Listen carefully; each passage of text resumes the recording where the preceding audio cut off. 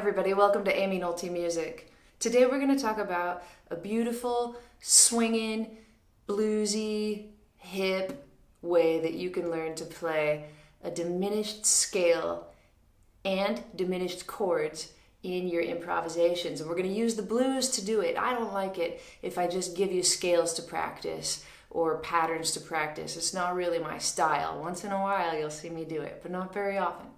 And today I'm going to show you how to use this particular pattern to play over the blues. Just like most of my tutorial videos, there's a PDF to go along with this video. You can get it by clicking the card above my head. It'll show you how to go through this exercise in all 12 keys.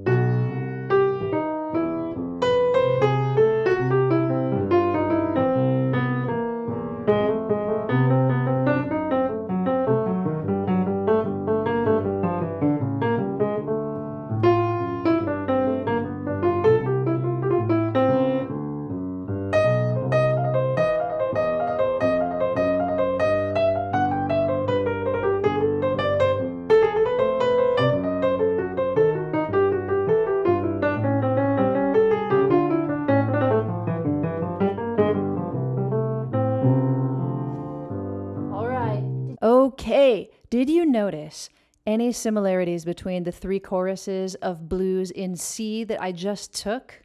All of the choruses were different except for one key element, and that's the lick that we're focusing on today. Let me show you how it goes. That's as far as we get with it.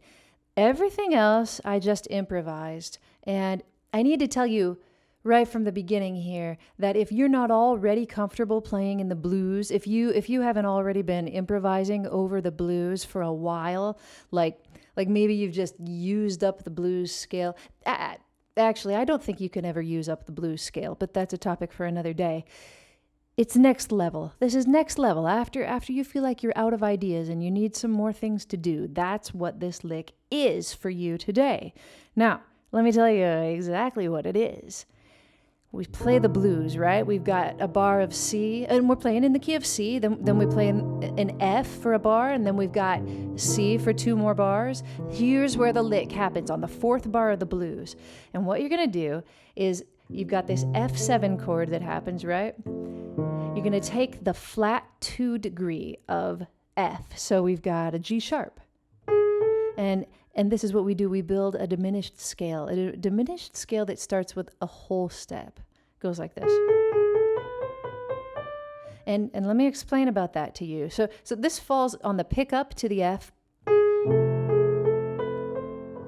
And then this note comes on the F sharp diminished chord. So let me show you a little bit. One of the diminished scales that is in existence is this one that starts, it can either start on this note or this note or this note or this note.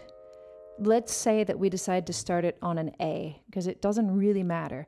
We're going to start it with a whole step, and then or just a tone for those of you over in Europe and the UK. So we've got a tone, a semitone, a tone, a semitone, a tone, a semitone, a tone, and a semitone. That's our diminished scale that we're working from today. And the exact same thing is true if you start on this note or this note or this note. First we start with a whole step and then a half step, or a whole step and then a half step. Does that make sense? So, and we're just going to use the very beginning part of this scale for this lick. All right? So we don't go any further. We don't keep going up, although we could. I've been listening to Wynton Kelly a lot lately, and I realize that many times when Wynton Kelly gets to a diminished chord, a fully diminished 7th chord, he plays this kind of a lick. So I just came up with this one, and it's not unique to me, really. It's just a little device that a lot of people probably use. So here we go.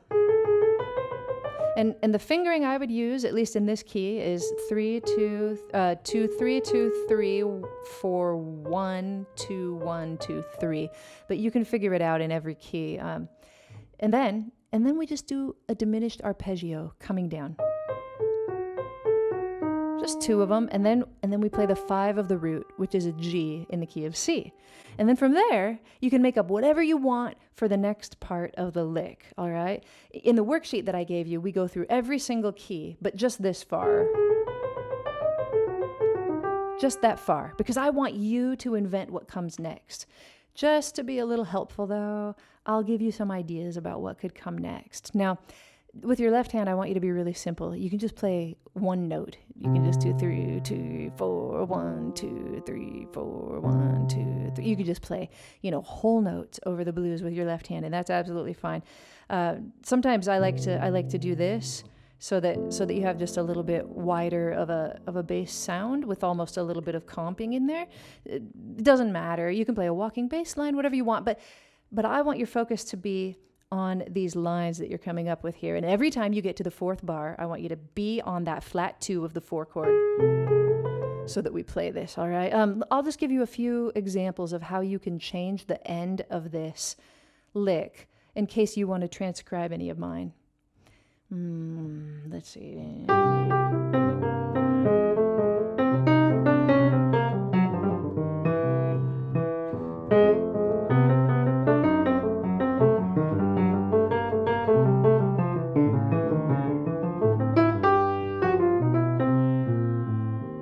I won't play a whole chorus. I'll start on the lick.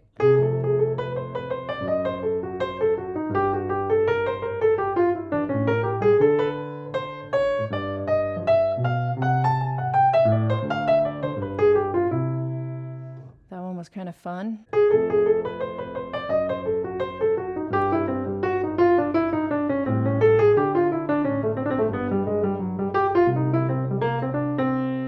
If I wanted to, I could probably play like 100 different variations. And it's just because I'm kind of, pretty well versed in the bebop language. But, if you can't come up with your own end of the lick, take one of mine. Or take this extremely simple one. This one's pretty simple.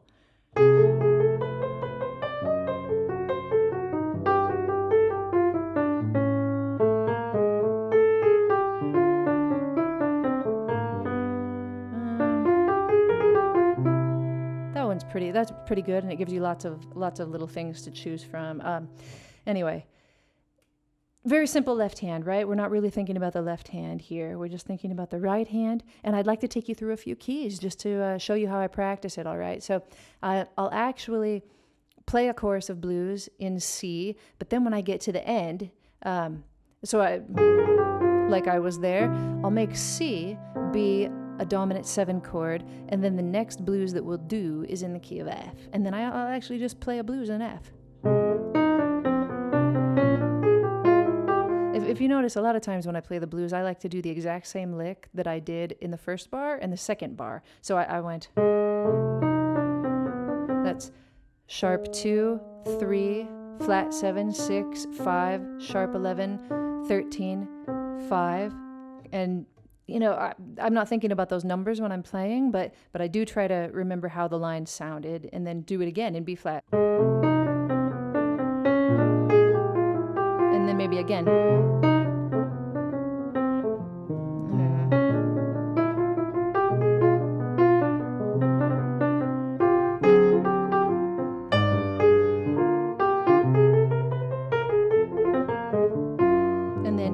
And then we make F be the 7 chord. Sorry, I kind of forgot to do that. And we move on to B flat. And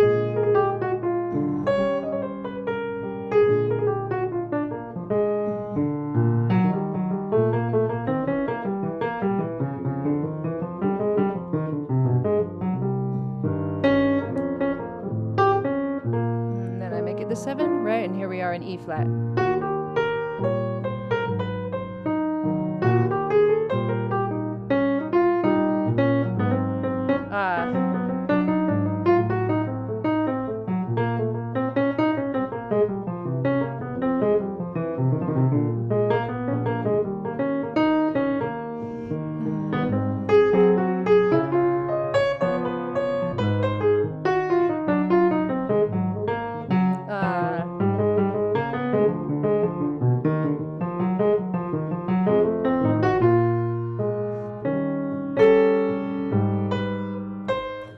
was a horrible ending.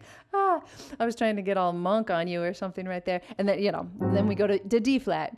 Anyway, all the way around the keys. And if you'd like to just do it with one hand, that's a good idea too. You can play something really simple in D flat.